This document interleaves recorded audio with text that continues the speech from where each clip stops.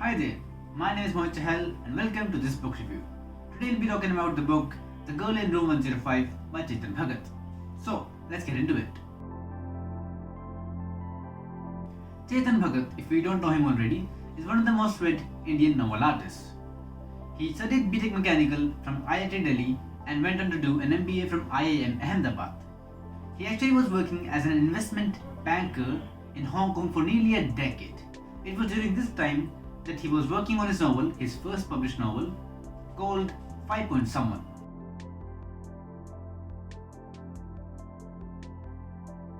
So, the story is of Keshav, an IIT Delhi alumnus who, as a student, always used to come last in his class and was one of the very few students in his batch who did not get placed in the college campus interviews.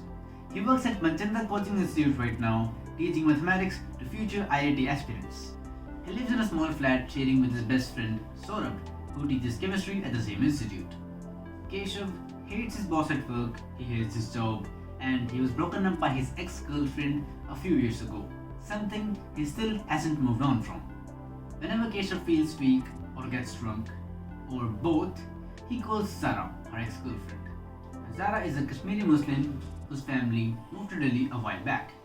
She is doing her PhD in IIT Delhi in Big Data Networking. Now Zara and Keshav were once a couple. They were actually very serious about their relationship. They wanted to marry each other. And that's really when their fallout began. You see, Keshav belongs from a Rajputana conservative family. His father, a retired lawyer, works full-time for the Sangh, the RSS. His father isn't so fond of Muslims. In fact, when he realized that his son wanted to marry a Kashmiri Muslim girl, he did not approve. Now Zara's parents were strict on this relationship too.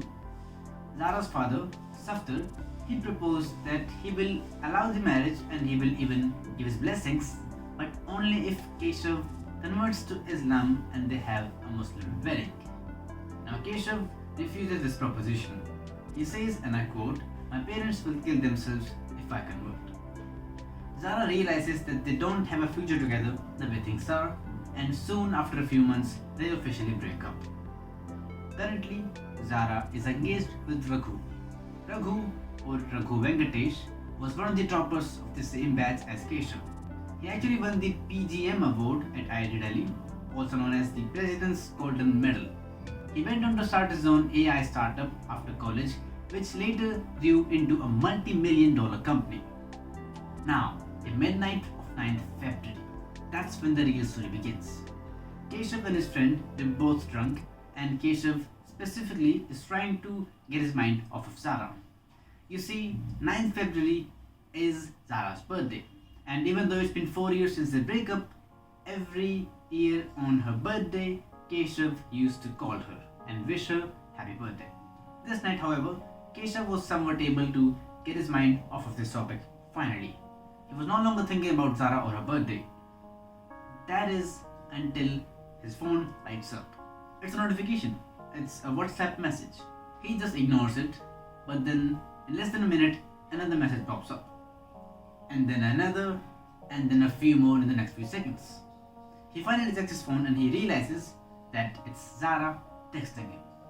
Zara calls Keshav over to her hostel to wish her birthday. Now, Keshav was shocked. He was dazed and confused.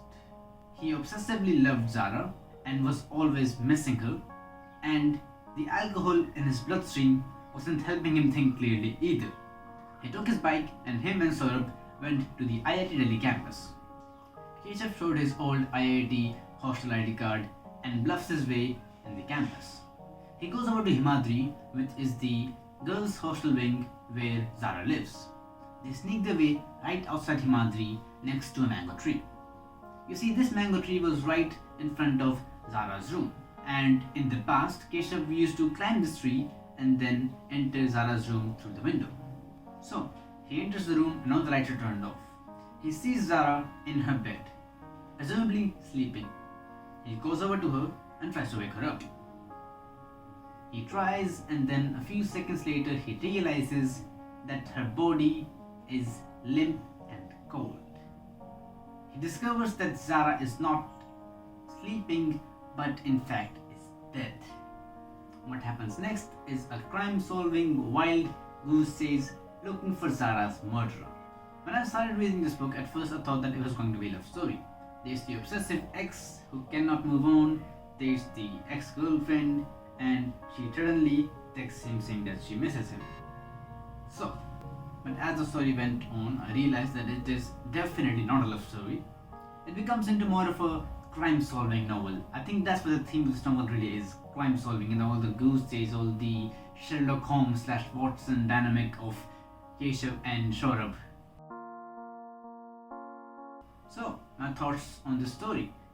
Well, this is the first book by Chetan Bhagat that I ever read, and I definitely enjoyed it. To be honest, I came into this book with very little expectations, and I just enjoyed reading this book. There's a friend of mine actually who does not like Chetan Bhagat at all. She actually makes fun of him every now and then, and so far I've not been able to understand why that is so. I guess that once I read more of his books, maybe I can understand that whole thing better. But yeah, this book, I enjoyed it. If you like stories around crime and crime solving, then you're going to love this. The whole Sherlock Holmes and James Watson dynamic played by Keshav and Saurabh, that was very interesting, and I really enjoyed this book. And I think the main reason for that is I simply like stories of the genre of crime solving, of the wild goose chase. Also, Chetan Bhagat does this thing where he adds these random bits of humor, especially when he's ending a scene. Let's say this is a very tense scene and he wants to end it properly, then what he would do is he would use random bits of humor at the end, and that I just really like that.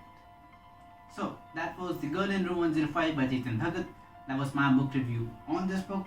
I just finished reading this book this morning actually, and that's why I'm making this video, because this is really fresh in my memory. And also I'm going to write a summary on this book, and I'm going to write down each and everything that I said in this video into a blog post. Yes, so be on the lookout for that. I think I'll add the link in the description once I post that blog. So thanks for watching my video. Thanks for spending your valuable time looking at me talking about this book. I hope you liked the video. If you did, let me know. If you did not, let me know. And I'll see you later. Bye.